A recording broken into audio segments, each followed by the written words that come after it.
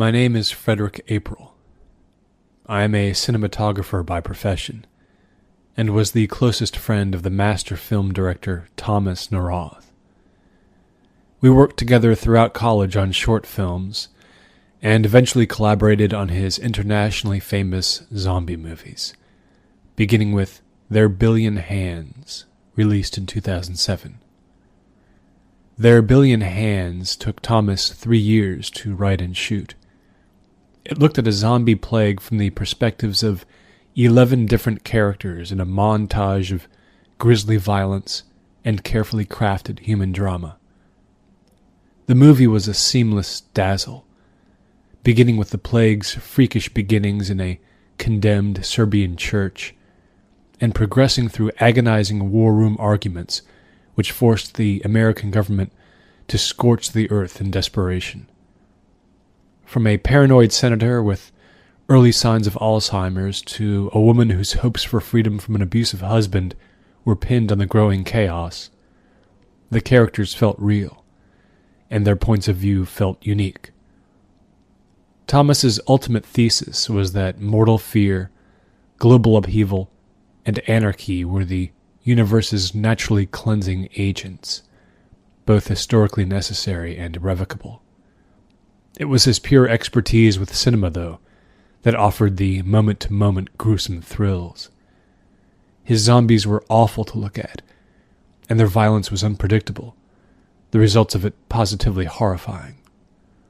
The camera had never had such dark fascination with zombie violence, and the threatened humanity of those who were forced to engage in it.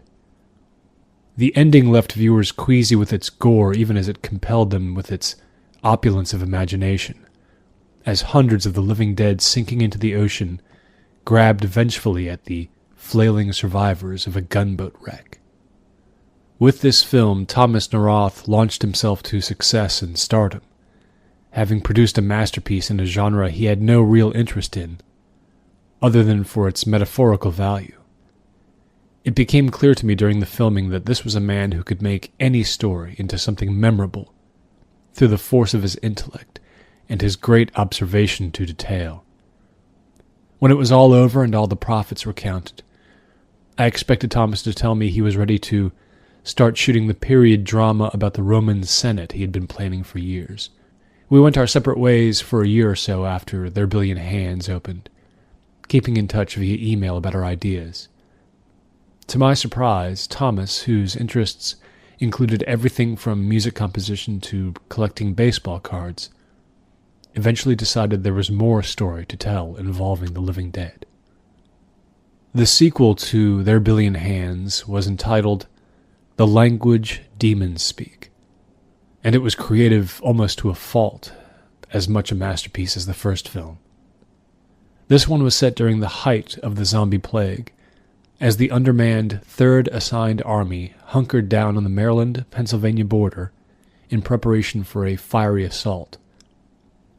Through bad decision-making, hubris, and paralyzing fear, the military minds running the encampment condemned it to a state of siege, as thousands of the living dead seemed to prepare their own intelligent counterattack in the surrounding hills. The parallels Thomas drew between this situation and the agonizing days of the U.S. Marines at Khe Sanh were at first subtle, but then grew more and more daringly obvious. The first hour and a half was like a twisting rubber band drawing the tension and suspense tighter and tighter, as evidence of increasing zombie atrocities was shown, but the zombies themselves never were.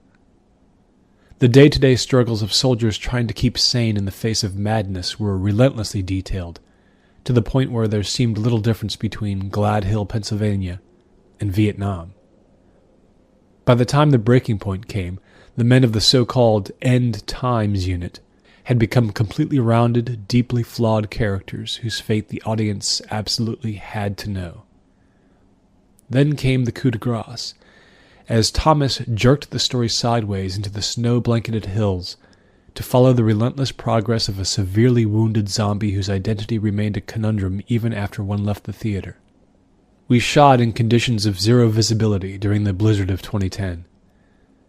Thomas had me turn the screen into a blindingly white canvas, which made the face of the mystery zombie that much more sinister and expressive. The language demons speak was another huge critical and commercial hit in 2011. Privately, I was a little disappointed that during the end of the editing stage, Thomas inserted on the screen a Wallace Stevens quote, which seemed to open up the possibility of a third film, making it officially a trilogy. The financial reward for me should a third be shot would be considerable, but I wasn't crazy about an auteur like Thomas spending so much of his early career in this genre. But then, we thought we had our whole lives ahead of us. In 2013, we shot The Grave of Terence Nin, the conclusion of Thomas Narath's celebrated zombie trilogy. Against all studio pressure, fan desires, and seemingly solid logic, Thomas chose to close his classic zombie trilogy by reducing the story in both size and scope. The story followed an openly racist white veteran of the infamous Battle of Gladhill, which closed the second chapter so memorably, as he made his way via motorized wheelchair to a fabled zombie-free zone in Tennessee. Along the way, his repeated encounters with a single dark-skinned zombie laid the foundation for a comedic and ultimately poignant two-man movie as the survivor's tangled moral sense kept him from killing the source of his angst. If you found yourself rooting for the survival of poor dead Terence Nin, you weren't at all alone. His ultimate fate left so many people in tears upon the film's release that a Best Picture nomination came as no real surprise. The film's final act brought the overall story arc to a close by introducing a cast of psychologically damaged characters who represented American archetypes, corrupted and somehow purified by the 3-year nightmare of the living dead's hold upon the land. Their methodical planning for a mass crucifixion as a miracle cure for the plague played out as black comedy given a lingering pathos by the much-talked-about final shot, the one that took us a month to get right. Held for more than 4 minutes and involving the complex choreography of over 1,000 living dead extras, it gave a careful viewer plenty of time to figure out and appreciate just why Thomas ended the trilogy with this rigorous ballet. What remained in the memory most was the fearlessness of a filmmaker who took the strangest genre imaginable and used it to create true art, not just once, but 3 times.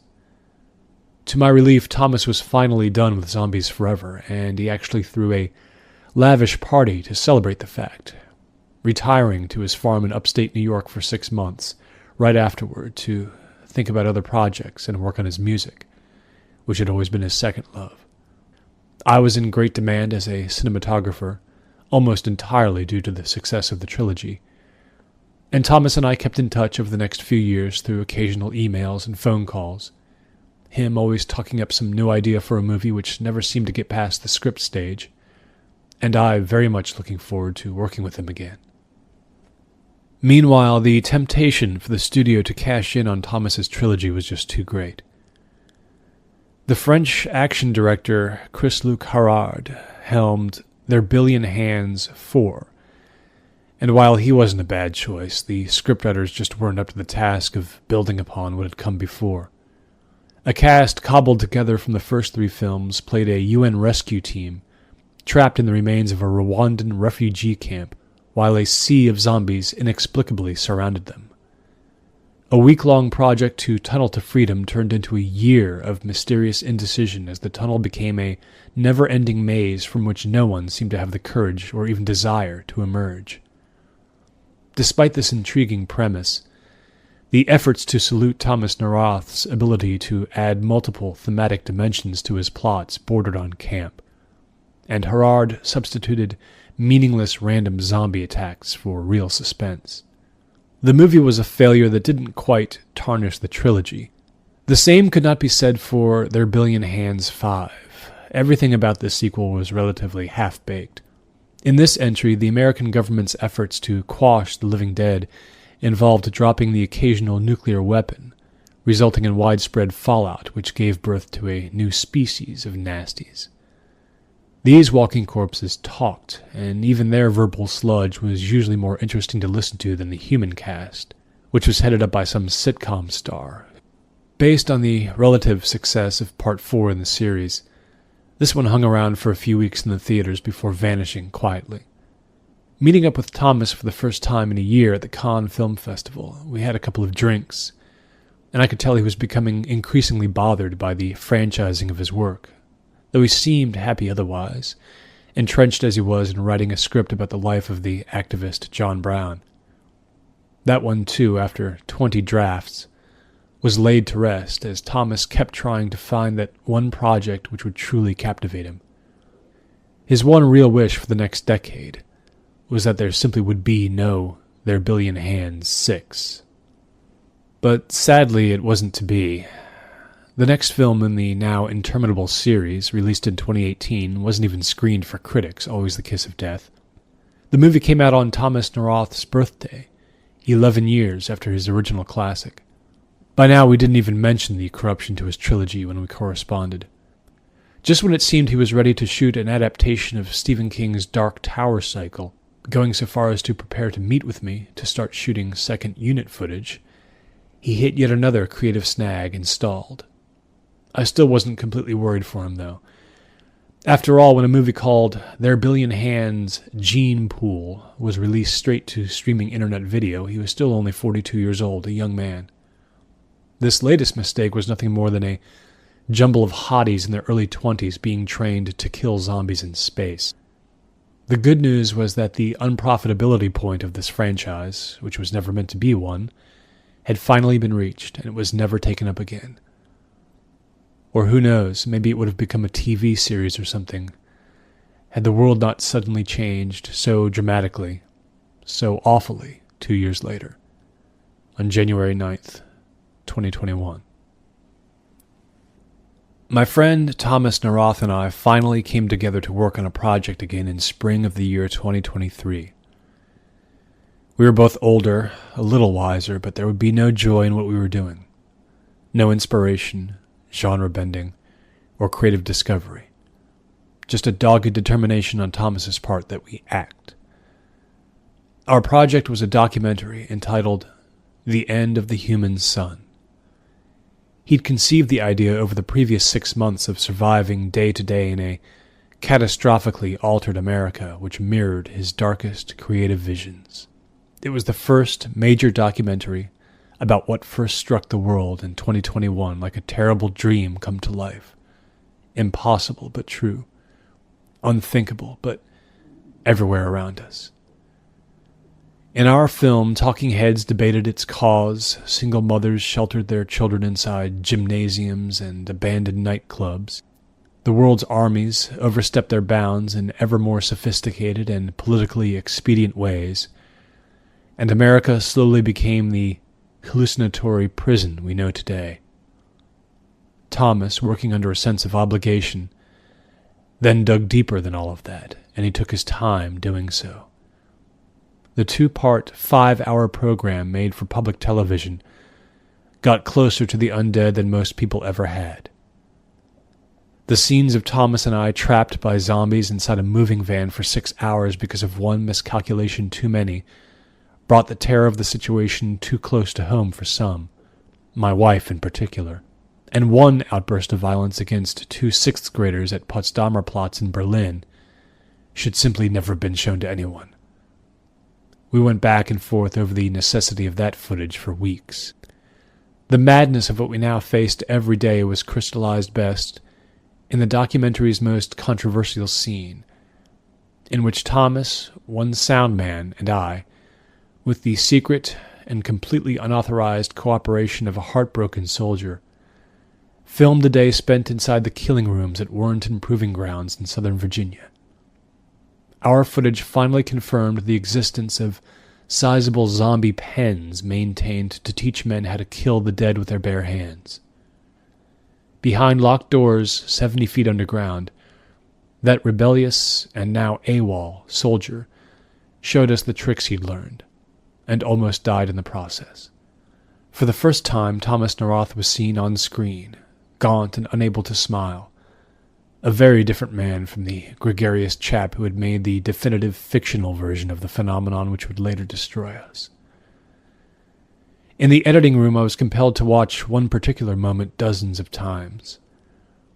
We were in the rural house of a woman named Ellen Sheegan, interviewing her about the death of her husband. She was in the middle of responding to one of Thomas's questions when our sound man, Enzio Cardinale, could be heard in the background saying, I'm sorry, please listen for a moment." The camera kept rolling as we all fell silent. At first there was nothing, but then we heard a soft thud from downstairs. Ellen Sheegan looked at the four of us in the room and asked if anyone had left a door open downstairs. Enzio started to leave the room and the sound went dead. I lifted the camera and followed him to the top of the staircase. Enzio called out but got no response. It was at that point that I briefly swung the camera around to see if Thomas was behind me. The expression on his face was one of such sorrow, such exhaustion, that I found myself watching that moment more than any other in the film. He had reached his breaking point. Downstairs in Ellen Keegan's house, a deer had actually wandered in, not something terrifying at all. It didn't matter, though, the damage was done. None of us could focus for the rest of the night. We eventually got the full interview, for whatever it was worth. With the country torn apart physically and psychologically, and every fourth person unable to function normally due to undiagnosed shock, it was questionable what could be gained from watching the end of the human sun. More likely future generations will, if we ever emerge from our ongoing nightmare, clamor to it as a professional, thorough, and riveting document of madness. But today it feels to me, despite its technical excellence, nothing more than redundant, masochistic punishment. It took Thomas and I a year to shoot it. After it was done, Thomas disappeared again, back to his farm in North Collins, New York, but this time almost without a word. He had become depressed, withdrawn, and frightened. He had realized that he might now not ever get the chance to direct a movie he truly wanted to, that he would forever be identified as a horror filmmaker and nothing more. More importantly, though, of course, he feared for the safety of himself and his wife. Our brushes with danger during the shooting of The End of the Human Sun had damaged him more deeply than any of us realized. I wouldn't see my friend and colleague again until November 9th, 2025. Last summer, a director named Aaron Loomis released a documentary about his life, entitled The Mirror in the Barn. It began with his wife's recollection of how Thomas would, most mornings on their later stays at the farm, walk down to the bank of the pretty little creek nearby to work on a song, but come back with sketches of zombies. Such was the curse, the documentary explained, of good-hearted Thomas, a poet and musician who long ago had an idea for a story about the living dead and a faithful connection at a small movie studio. His wildly successful zombie trilogy made him rich and famous, then doomed him to remorse, as real-life events cut off all escape from his old identity. The accolades he won for his work made studios line up to offer him the freedom to try something new, but he never did. For years after the apex of his career, he lived contentedly with his wife on 12 acres of farmland, largely indifferent to the taint that other men's shoddy sequels cast upon his trilogy. Then came 2021, and he was forced, like the rest of us, to watch the cruelest fate imaginable descend upon the earth. In The Mirror in the Barn, his wife, Donna, described the onset of his depression in a voice that seemed cloaked with a permanent soul sickness of her own. In December of 2023, Thomas's niece was severely burned trying to evade an attack during her birthday party. And just a day later came the Golden Gate Bridge disaster. But the fact that reanimated corpses had actually come to threaten humanity was somehow no more disturbing to Thomas than the belief that his imagination had betrayed everyone who had watched his work, that his imagination had insulted the gravity of the new situation. At one time utterly convinced that his vision of a hypothetical apocalypse was the definitive one, the truth that real zombies were 10 times more terrifying, the havoc set loose on his country 20 times more surreal, brought paralyzing guilt to his heart. There was no comic relief, no thematic subtlety, no art to the real carnage. He had been caught playing imagination games. Good ones, everyone had always said, with something whose reality left no room for such hubris. The actor who became a star because of the trilogy, Grant Estanovich, had a small but vital part in the documentary. A sadly suspenseful 8 minutes of screen time were devoted to him tracking down an old videotape of he and Thomas drunkenly musing on the mind-bending cause of the real plague, at the end of which Thomas broke down in tears over the inadequacy of his trilogy to depict the simple, nightmarish truth of a real zombie's face. As the plague raged on, he spent entire days not filling up notebooks with movie ideas, as he once did as a man in his 20s and 30s, but with tireless zombie watching, a pair of binoculars and a sketchbook ever present.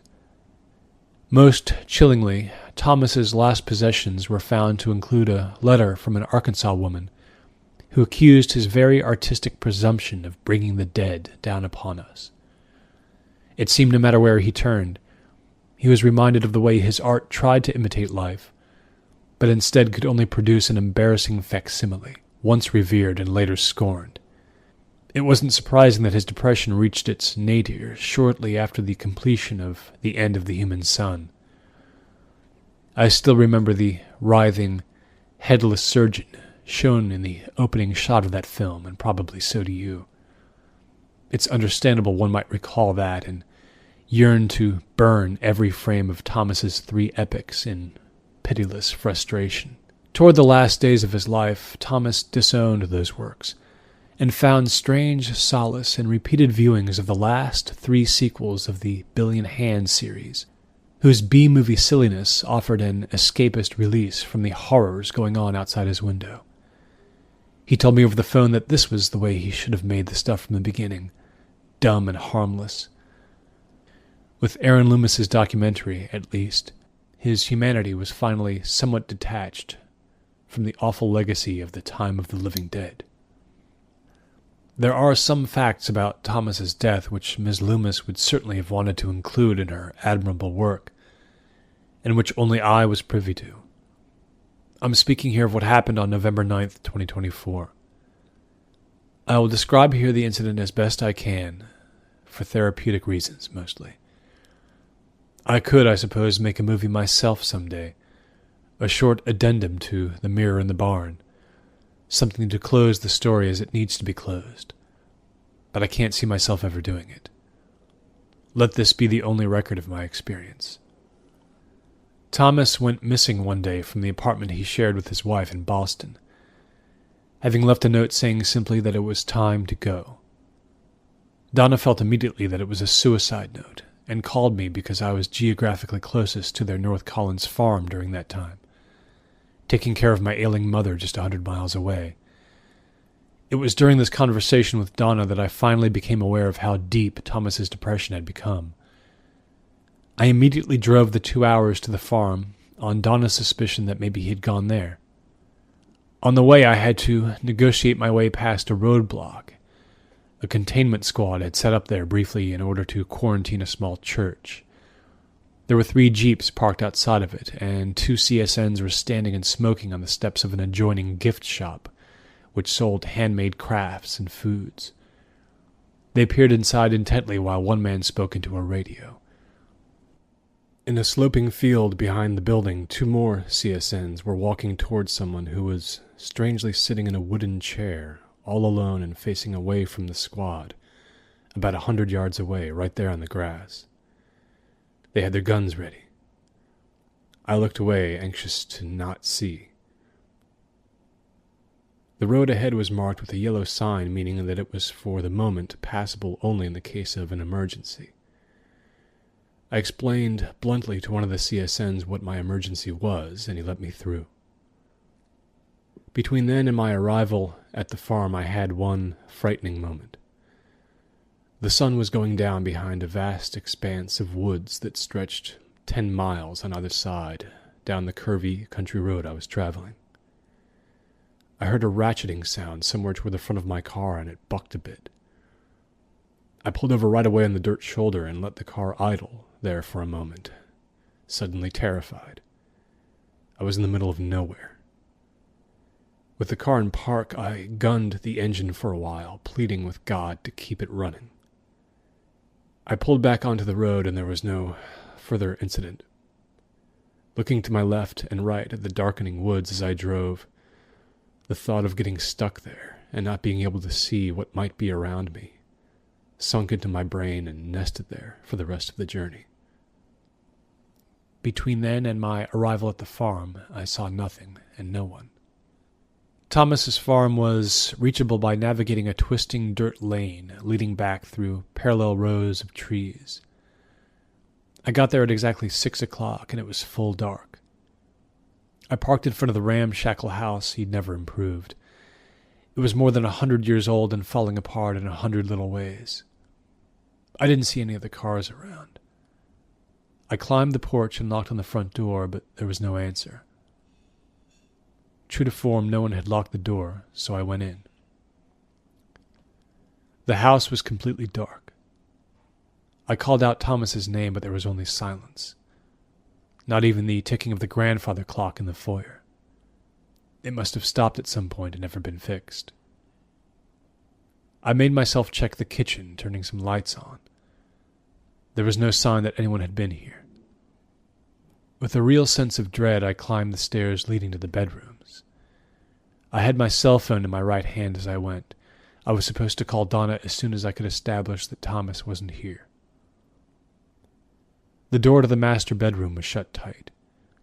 I tapped on it twice and got no response. I turned the knob and pushed the door open. The bed inside appeared to have been slept in, though the covers hadn't been pulled back. They were rumpled, though, uneven. I left the room. Down the hall was a guest bedroom where I had stayed a couple of times over the years. It, too, was empty. Through its window I looked out on the rear of the property, and the little barn out there sitting at the end of a path beaten through the grass. A light was on inside it, the faintest glow. I knew I would have to enter it. Back in the kitchen I noticed something on a little table in a breakfast nook. Beside a vase of flowers, there was a small clump of dirt and grass, obviously from outside, sitting on the table's wooden surface. I touched it. The grass was the same temperature as the room, no way of telling where this fistful had come from, or when it had been pulled from the earth. I tried to ponder its meaning, but my mind was too much in chaos. I flipped the light switch above the sink to cast a sickly yellow glow on the yard, and I left the house through the back door and walked toward the barn. The doors leading inside it were closed. I stopped in my tracks when I heard something off to my right. It was only the sound of twigs and leaves turning over all around me as the wind rose. But these days that's all it takes to raise the hackles on my neck, to stop and look around and make sure I'm not alone. The psychologists call it pinprick awareness.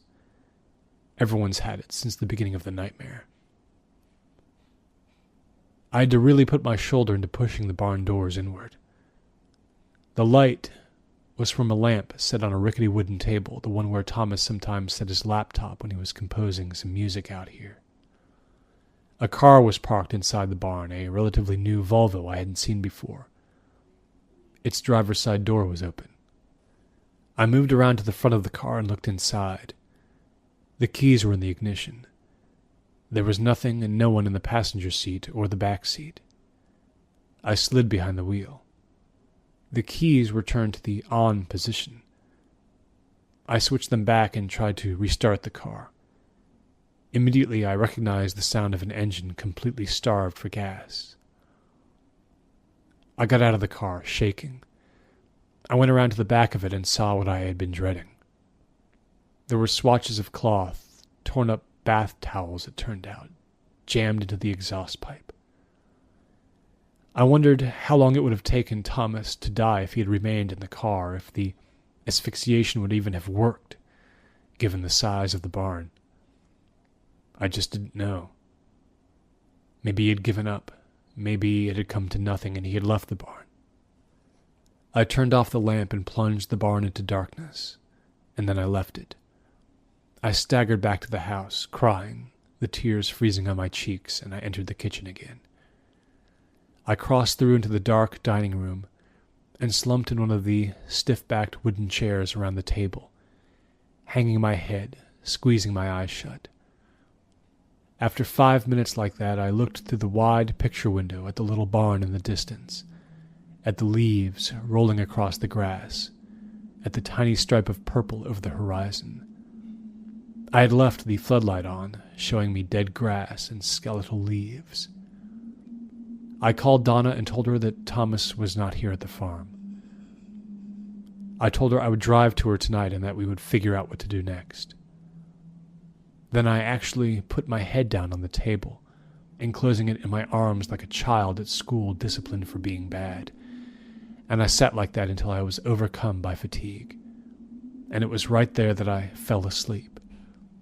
Or rather, my brain knocked me out to protect me for just a little while from stress and fear. I was out for a little more than an hour, I think. When my eyes opened, I at first didn't even know where I was, but then it all came rushing back to me. How I was the only human being for a mile in any direction, searching for my friend. I raised my head and looked at the pictures on the wall beside the dining room table, trying to focus. Donna had painted these in happier days, images of the countryside in summertime. My arms tingled uncomfortably, and I looked down to see the short hairs on them were standing on end. I felt a presence nearby. Nervously, I called out Thomas's name. There was no answer. I turned then and looked straight ahead through the picture window, out onto the land behind the house. Thomas Noroth stood on the cold back lawn of his old farmhouse, perfectly still in the floodlight's pool of weak yellow and orange, looking back at me through the window. He wore a red flannel shirt, tattered slacks, black tennis shoes. I cannot say how long he had been dead, but it had been more than a day, certainly.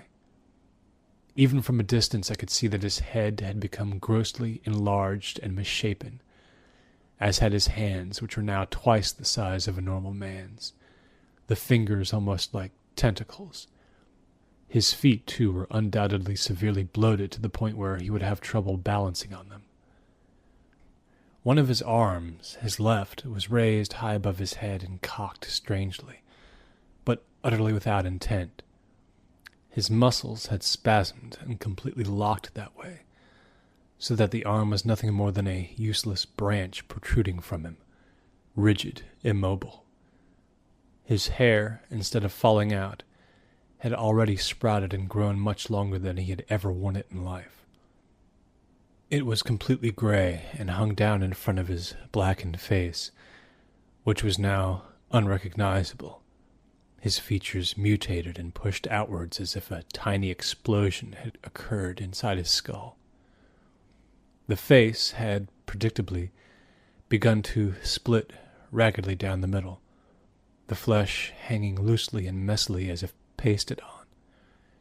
In another 2 or 3 days, the thing that was once Thomas would begin to claw at that flesh, and it would slide off the skull bit by bit.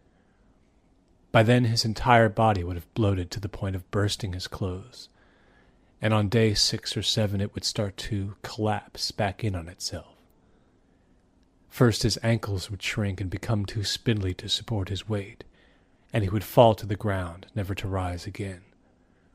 His entire lower body would shrivel, day by day, until his waist was half the circumference it used to be, and his vital organs would detach and settle into his stomach, puffing him out there.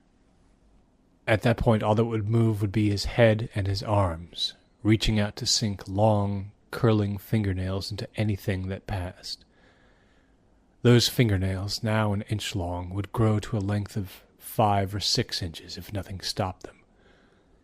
His eyes would be sunken so deep into their sockets that it would seem as if he had none.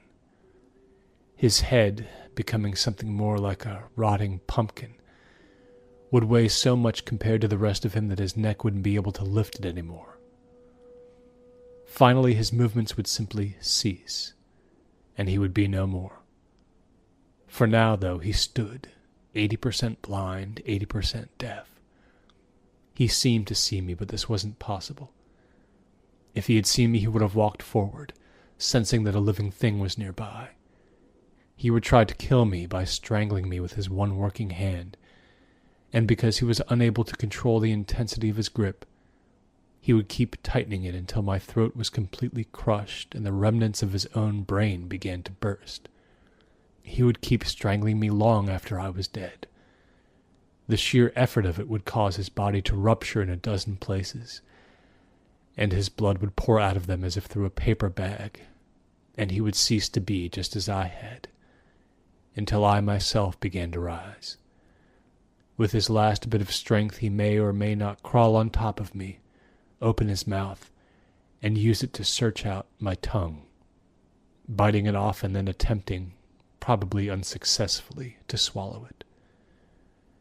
These were the details Thomas Neroth had never imagined 15 years before, but which were real to us now.